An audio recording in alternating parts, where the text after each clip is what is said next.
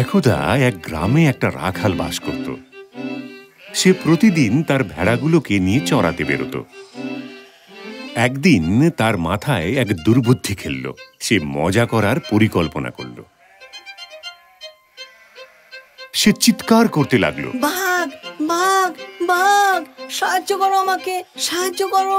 কৃষকেরা খেতে কাজ করছিল।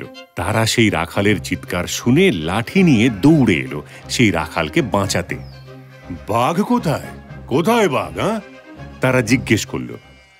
তারা চারপাশে দেখল, কিন্তু কোনো বাঘ দেখতে পেল না। কৃষকেরা ওই রাখাল বালকের মজা করা দেখে বিরক্ত হয়ে চলে গেল। রাখাল কিন্তু খুব খুশি হলো। সে আবার মজা করতে শুরু করল। বাঘ বাঘ, সাহায্য করো।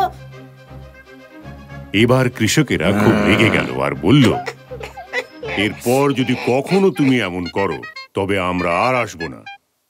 এই বলে ওরা চলে গেল। পরের দিন সেই রাখালের সাথে সত্যি ঘটনাটা ঘটল। একটা বাঘ সত্যি সত্যি এসে হাজির হলো। রাখাল বালক ভয় পেয়ে গাছে উঠে গেল আর কাঁদতে কাঁদতে চিৎকার করে সাহায্য চাইতে লাগলো। কিন্তু এবারে ওকে সাহায্য করার জন্য কেউ এগিয়ে এলো না। সেই বাঘটা এক এক করে সব ভেড়া খেয়ে ফেলল।